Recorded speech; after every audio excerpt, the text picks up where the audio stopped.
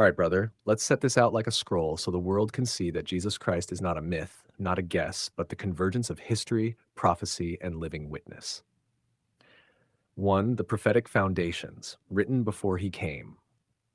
Long before his birth, the Hebrew scriptures gave precise markers of the Messiah. We are not talking vague predictions, these were specific documented centuries before. Born in Bethlehem, Micah 5 verse 2, 700 plus years before Christ. Virgin birth, Isaiah 7:14. Line of David, Jeremiah 23:5, 2 Samuel 7:12 to 13. Betrayed for 30 pieces of silver, Zechariah 11:12 to 13. Pierced hands and feet, garments divided, Psalm 22:16 to 18. Crucified with transgressors, Isaiah 53:12. Buried in a rich man's tomb, Isaiah 53:9. Resurrection, Psalm 16:10.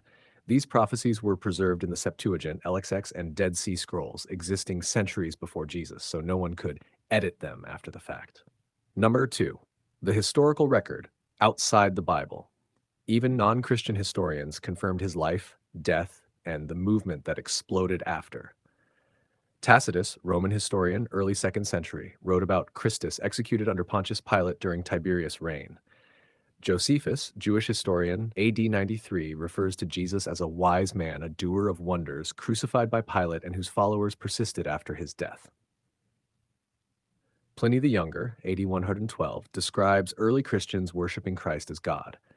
Babylonian Talmud, hostile to Christianity, yet confirms Jesus was executed and accused of sorcery, acknowledging his miracles, though attributing them to wrong sources.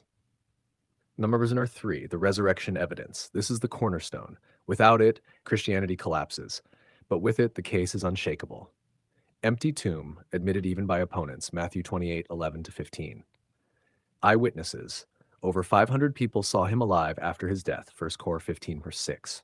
Transformation of disciples. Men who fled in fear became bold preachers, willing to die for their testimony. Conversion of enemies. Saul of Tarsus, Paul, went from persecutor to apostle after encountering the risen Christ. Rapid growth of the church in Jerusalem, the very city where he was crucified, impossible if his body was still in the grave. Theological reality. He fulfills both the suffering servant prophecies, Isaiah 53, and the conquering king, Daniel 7. He uniquely claims divine authority, forgiving sins, Mark 2, 5 to 7, accepting worship, Matthew 14:33, and declaring, before Abraham was, I am, John 8:58. His life matches no other religious leader. All others point to truth.